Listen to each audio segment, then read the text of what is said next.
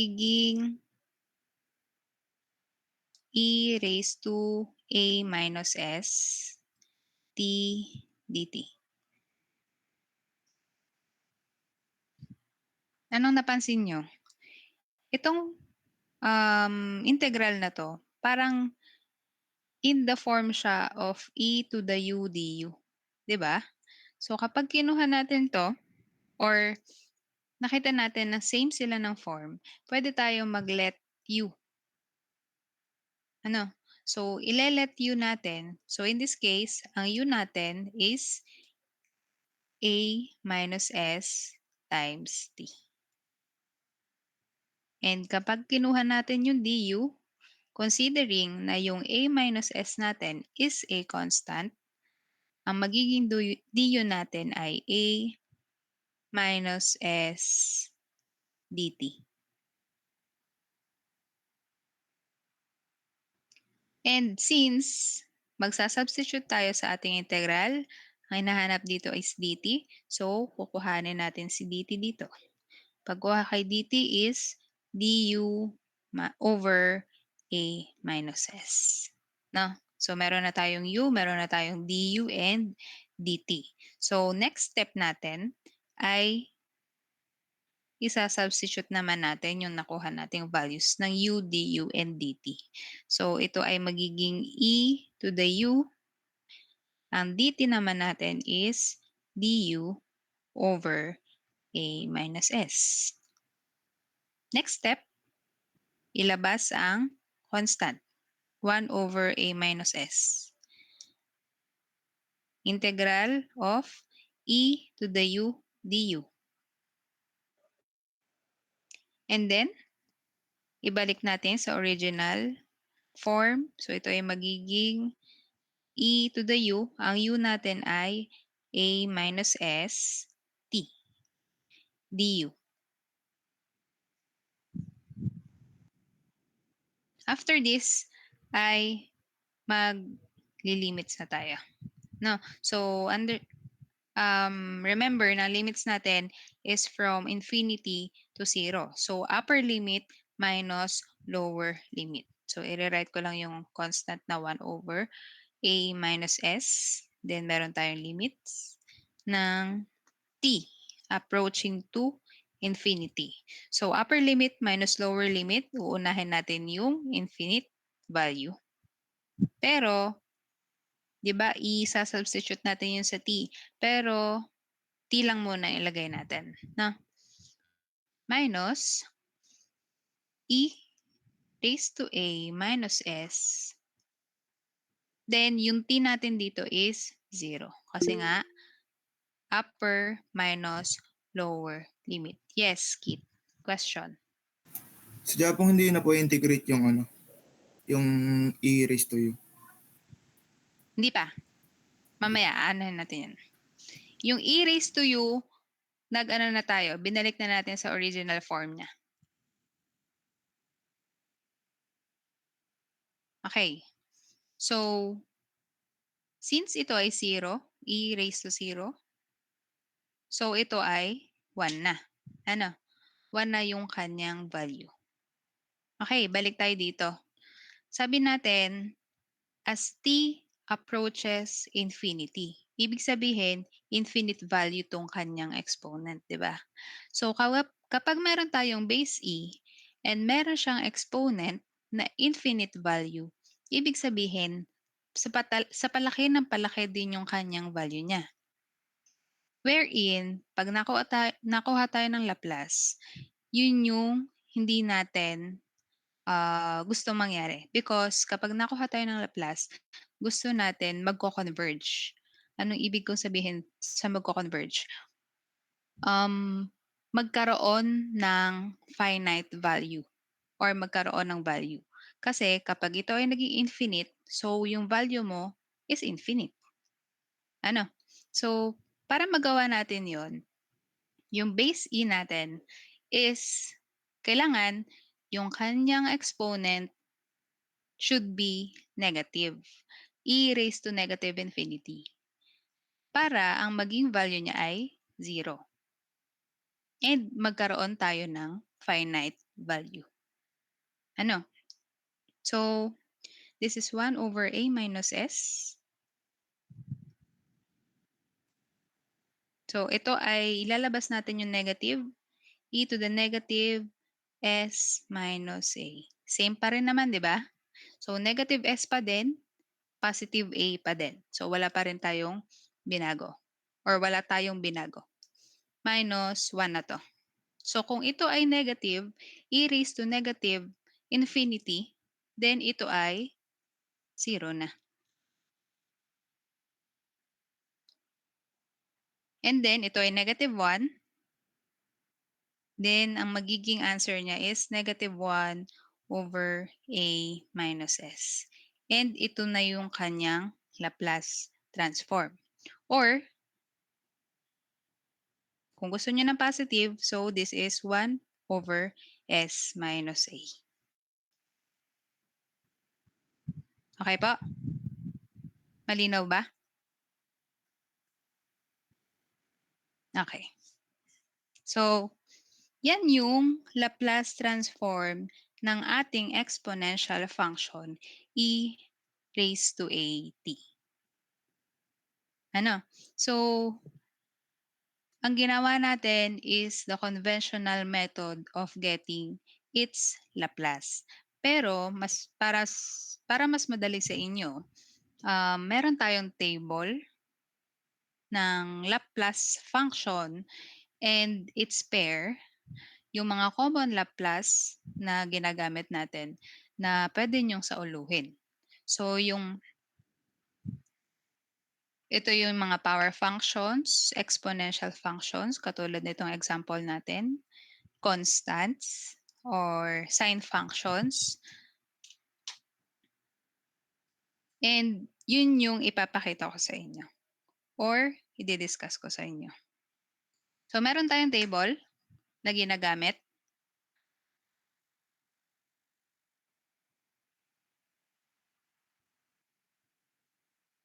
Yan.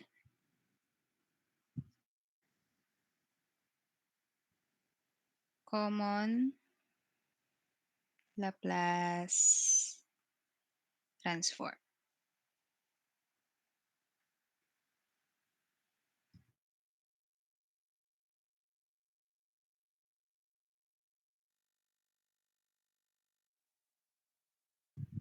Common Laplace transform, meron tayong functions or yung f of t and its corresponding f of s or its Laplace.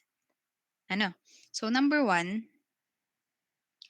if meron kang constant k, any value ng constant, and kunyari siya ay 1, 2, or 3, ang f of s niya or ang Laplace niya would be k of s.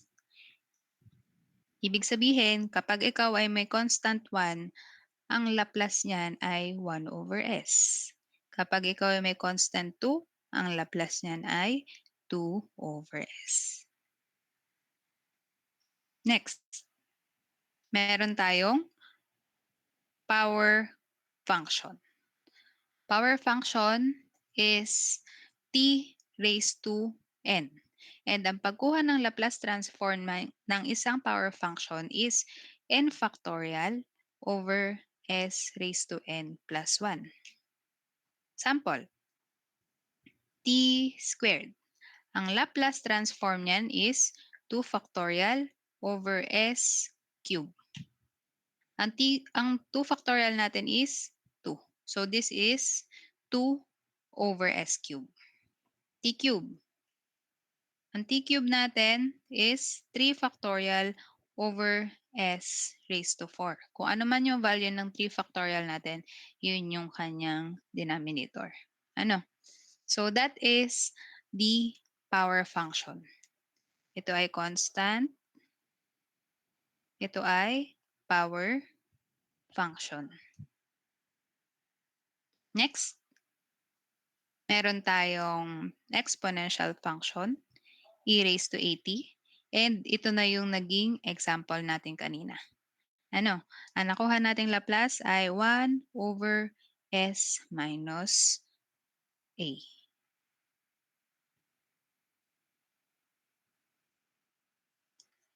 Number 4, meron tayong sine functions. Ito ay exponential functions.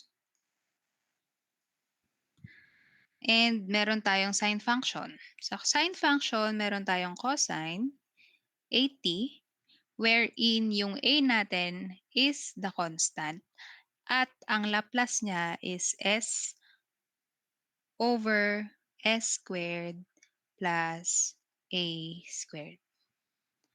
Example natin is cosine 3t. Ang Laplace niyan would be s over s squared plus 9. What if 5 cosine 3t yan? So, ito ay magiging 5s over s squared plus 9. Nag-multiply lang tayo ng 5. No. Ano pa yung sine functions? Meron pa tayong sine 80. Sine 80 naman, ang kanyang Laplace transform ay a over s squared plus a squared. So, sine 3t. Example. Sine 3t, ang Laplace niyan ay a or ano ba yung a natin? 3 over s squared plus 3 squared. Wait lang may natawag lang.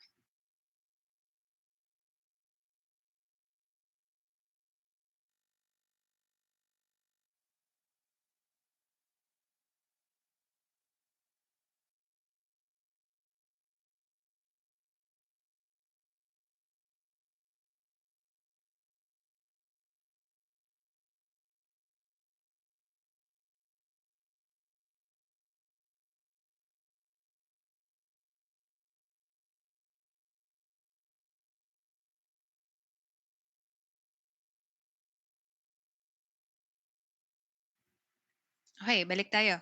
So, sine 80 and ito yung example natin. What if 5 sine 3t? Ganun lang din. Imumultiply lang din natin sa 5 and ito ay magiging 15 over s squared plus 3 squared. Hyperbolic cosine.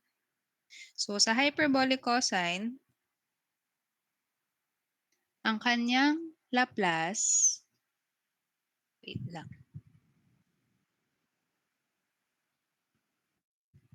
is s over s squared minus a squared. And then, for a hyperbolic sine, ang Laplace nito ay a over s squared minus a squared.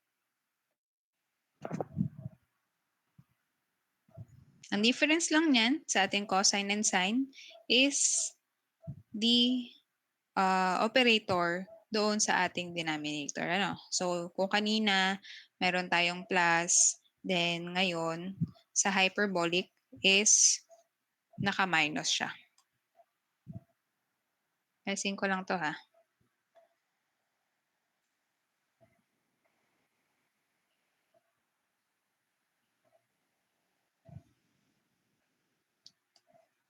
Ano pa? Meron din tayong exponential and sine function. So, exponential AAT cosine omega t. Ang kanyang Laplace or f of s is s minus a over s minus a squared plus omega squared. While for e raised to 80 sine omega t, ang kanyang Laplace ay omega over s minus a squared plus omega squared.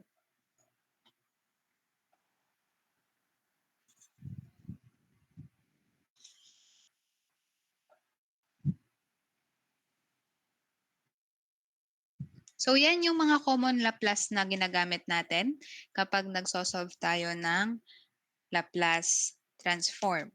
So, kaya ako sinabing sa uluhin nyo dahil yan yung lagi nyong ma-encounter sa problems natin sa ating Laplace. Since kapag hindi nyo yan sa ulo, kailangan nyo pang mag-derive katulad ng ginagawa natin kanina, which is mahaba yung process. Wherein, kapag sa ulo nyo tong Laplace transform ng each function, kaya na nating mag-substitute agad. Or kaya na nating magsagot ng mabilis. So aside from this common Laplace transform, meron din tayong mga special functions.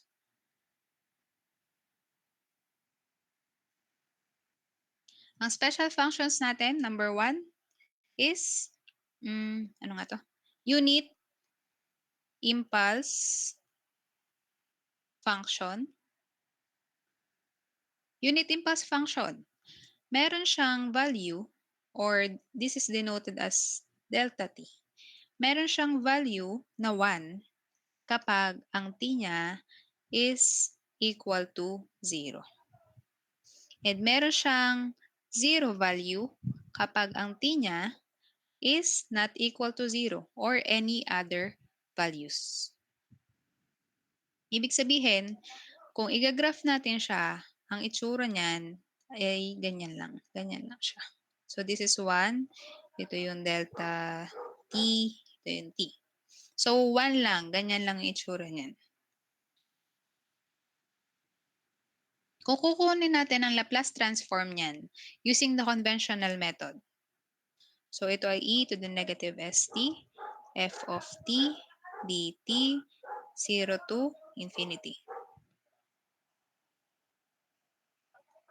So yung f of t niyan is 1. 1 ang kanyang f of t. Pwede natin siyang isulat as e to the negative st dt. And yung time niyan is 0. Since sa 0 lang tayo nagkakaroon ng value. So kung gagawin natin itong 0, then ito ay magiging 1 na lang din. So hindi na natin siya integrate. Automatic ang Laplace transform ng isang delta t or unit impulse ay equal to 1. So pwede natin siyang idagdag dito sa ating table. So ito ay f of t, f of s. So delta t, ang f of s niya ay 1. So number 2. Ano yung number 2 na special function natin? Meron tayong unit step function. Sa unit step function natin, this is denoted as u of t. And siya naman is may value ng 1 kapag ang t niya is greater than or equal to 0. And yung kanyang value ay 0 kapag ang t niya is negative value or less than 0. So kung kukuhanin natin ang kanyang Laplace, ano ba ang kanyang f of t? Ang f of t niya ay 1. F of t is 1. And ang 1 ay constant. Ibig sabihin, ang kanyang f of s ay 1 over s. Meaning, ang u of t natin or yung unit step function natin is ang corresponding Laplace niya is 1 over s. Yung graph nga pala ng ating unit step function is ganitong itsura. So, nandito si u of t, nandito si t, and then dito si 1, ganyan lang yan. So, ganyan yung graph ng isang unit step function. So, idagdag din natin yan sa table. So, meron tayong u of t and ang kanyang Laplace ay 1 over s. Maliwanag?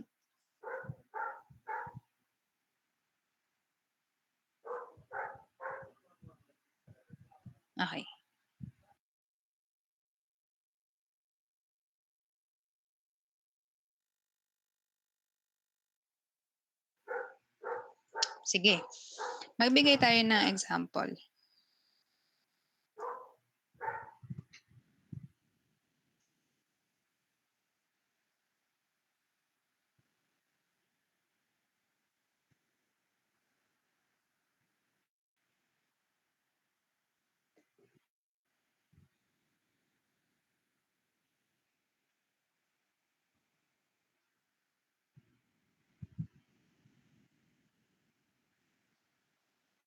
Number 1,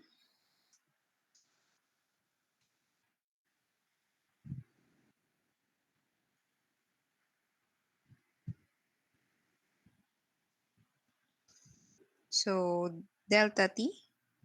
Nakalimutan ko palang banggitin. Yung delta t natin ay tinatawag din natin na Dirac function or Dirac delta function.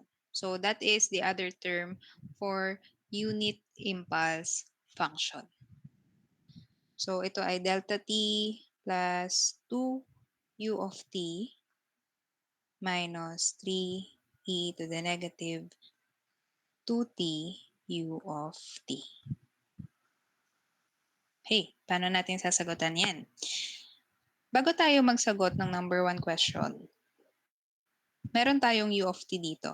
So, kung sasagutan natin siya, aakalain natin na yung Laplace niya is yung nabanggit nating Laplace ng u of t kanina. But this is not going to be 1 over s. So, pag nakakita ka ng multiplier na u of t, ititreat lang natin siya as 1. Ibig sabihin, ang kukuhanan mo lang ng Laplace ay yung kanyang multiplier. So, in this case, ang kukuhanan lang natin ng Laplace ay 2 and yung kanyang exponential function na 3e to the negative 2t. Okay, sagutan natin. Delta t, 1 ang kanyang Laplace, tama? Plus 2u of t. So, 2 is a constant, kaya ang kanyang Laplace ay 2 over s. Minus 3e to the negative 2t. This is an exponential function. Dahil siya exponential function, ito ay magiging 3 over s plus 2. Bakit naging s plus 2? Diba yung e to the 80 natin, ito ay 1 over s minus a. Kapag ang exponent natin is positive, yung operator natin sa ating denominator would be minus. If our exponential function is negative, then yung operator natin sa denominator should be positive. So, sa number 1, siya ay negative exponent, kaya yung kanyang denominator ay plus. Ito ngayon yung sagot natin sa kanyang Laplace transform. Naintindihan?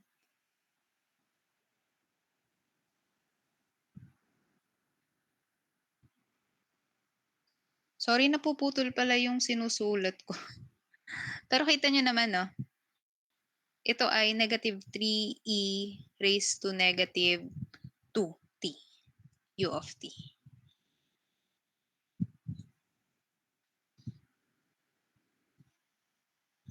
Number 2. Number 2 problem is 5 cosine 3t plus 4 sine 5t u of t. Meron na ulit tayong u of t. So, u of t, ititreat ulit natin siya as 1. So, kuhanin natin sila plus. Unahin natin si 5 cosine 3t. So, ito ay 5 cosine 3t. Ang Laplace niya ay s over s squared plus 9. Dalawa yung terms natin. So, meron pa tayong Laplace ng 4 sine 5t. So, 4 sine 5t, anong Laplace niyan? So, ito ay magiging 5 over s squared plus 25. 4 times 5 is 20. And ito ngayon yung ating answer. 5s over s squared plus 9 plus 20 over s squared plus 25.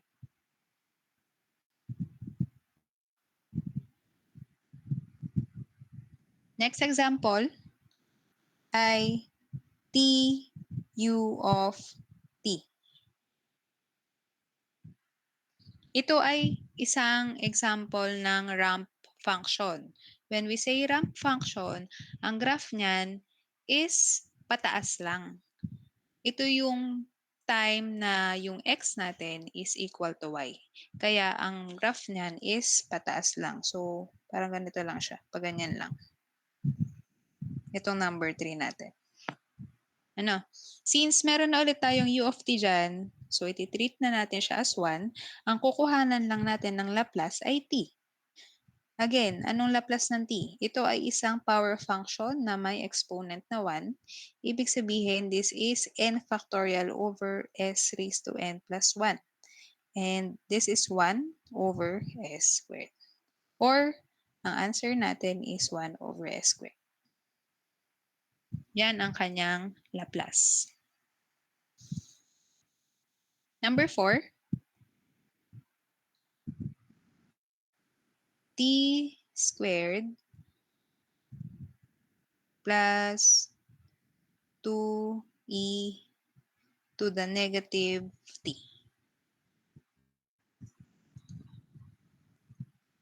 So, t squared, power function. This is 2 factorial or 2 over s raised to n plus 1 or s cubed plus 2e to the negative t. Ito ay isang exponential function. So, ang kanyang Laplace is 2 over s plus 1. Anong common sa kanila? 2. So, 2 times 1 over s cubed plus 1 over s plus 1. Ito yung kanyang sagot. Ano? So, yan yung mga Laplace nung examples natin. Pansin nyo, since sa ulado na natin, or sa ulado ko na, yung nasa table ng Laplace transform, madali ko na masasagutan yung mga given. Ano? So, isang tingin lang, alam mo na agad yung Laplace transform. Unlike kapag hindi mo alam or hindi mo memorize yung nasa table ng common Laplace transform, then, kailangan mo pang mag-derive. Ano? Kaya, better na i-memorize nyo yung nasa table ng Laplace transform.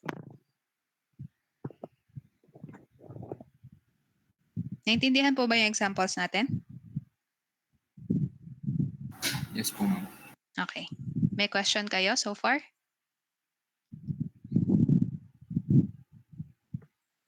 Wala naman. Okay. So, kung walang question, let's move on to the properties of Laplace transform.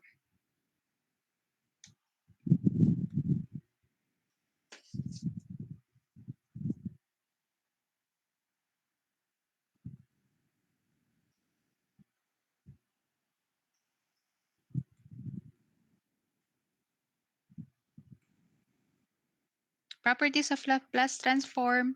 Una, meron tayong tinatawag na linearity property.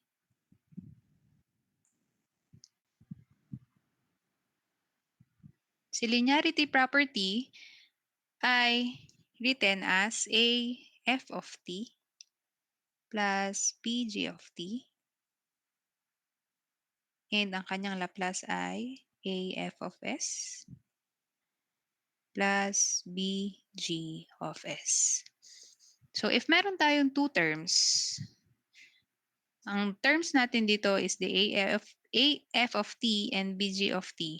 Meron siyang individual Laplace. So, yung example natin kanina wherein nag-a-add tayo ng mga functions and individually kinukuha natin yung kanyang mga Laplace, yun yung example ng linearity property. meron tayong two terms and kinukuha natin individually yung kanilang Laplace. Second property is the scaling property. Scaling property, kapag meron tayong f of t and minultiply natin ang isang constant sa t or meron tayong multiplier na constant sa t, then ang katumbas niyan is magdi-divide tayo ng constant sa S domain. So this is magiging 1 over A times F S over A. Nag-multiply tayo ng constant sa time domain. Then, ang naging katumbas niya is nag-divide tayo ng constant sa S domain. Number 3, meron tayong differentiation property.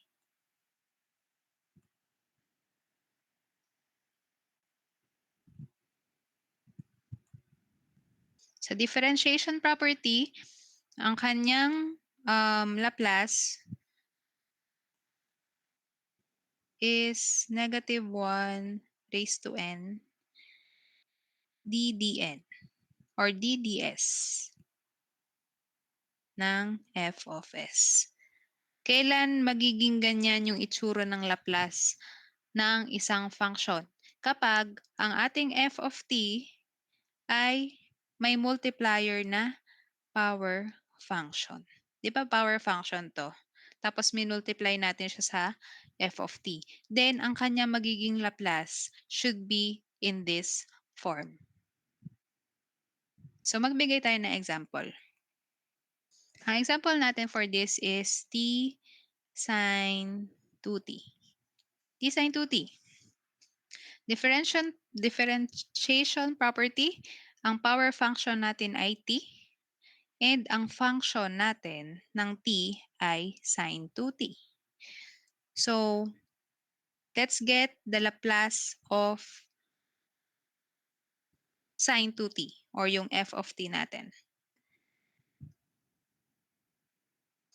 Ang Laplace niyan or yung f of s niyan ay equal to, kung babalikan natin yung sine 2t natin or sine 80 natin na Laplace, ito ay magiging 2 over s squared plus 4. Okay, may f of s na tayo. Now, kukuhanin natin yung kanyang derivative. Ilan? Depende sa exponent mo ng t. So, sa example natin, ang exponent niya is 1 lang. Ibig sabihin, first derivative lang yung kukuhanin natin. So, ito ay magiging negative 1. Huwag niyong kakalimutan yon. Raised to n. Ang n natin is 1, so hindi na natin isusulat. And ito ay ds ng 2 over s squared plus 4. Derivative ng quotient, v du minus u dv over v squared. Sagutan natin. So, ito ay magiging negative 1. Ang v natin ay yung numerator. So, this is s squared plus 4 times du. Derivative daw ng 2. Ang derivative ng 2 ay 0. So, ito, 0 na yan. Minus u. Ang u natin ay 2. And dv, derivative ng denominator is 2s. Nakukuha ba? Babalikan natin ang differential. Nakukuha, class, kung paano natin sinasagutan? Opo. Okay. Over, yung kanyang denominator ay s squared plus 4 squared. Negative, negative. So, ito ay magiging 4s over s squared plus 4 squared. Ito ang kanyang Laplace. Ito ang Laplace ng t sine 2t.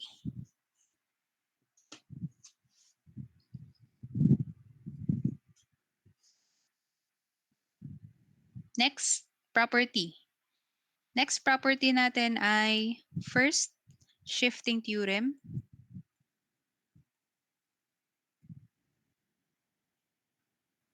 Or tinatawag din natin na S-shifting or frequency shifting.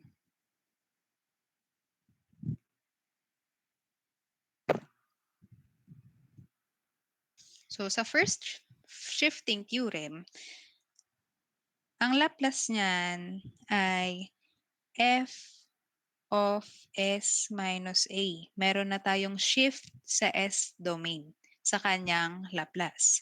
Kapag nag-multiply tayo ng exponential function sa isang function of t. So kanina sa differentiation property, ang multiplier natin ay power function. Ngayon, sa first shifting theorem natin, ang multiplier natin ay exponential function. And ang kanyang Laplace is f of s minus a. So meron na siyang shift by a. Depende na lang kung ano ang value ng a. Example natin.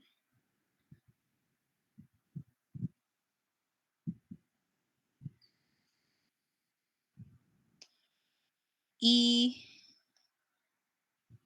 to the negative 3t cosine 4t.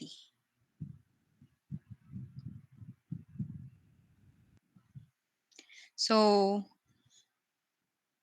ito ang ating e to the at, ito ang ating f of t. So, ang f of t natin ay cosine 4t. Ibig sabihin, ang f of s natin ay s over s squared plus 16. No? But yung Laplace natin should be f of s minus a. Kailangan din natin ma-identify si a. Si a ay negative 3. Ito yun. So kung yan ay negative 3, then ang Laplace natin would be s minus negative 3 or s plus 3. Over, again, may s tayo. S minus negative 3 is s plus 3 squared plus 16. Ito ngayon yung kanyang Laplace. Yan yung Laplace ng ating e to the negative 3t cosine 4t. Okay? Naintindihan?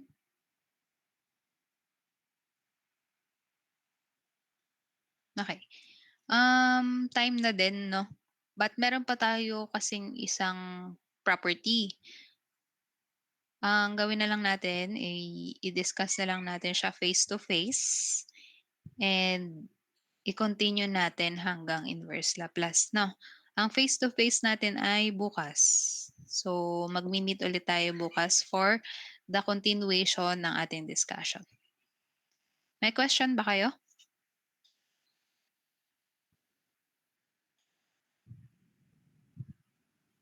Wala naman? Okay. So, kung walang question, time na din naman.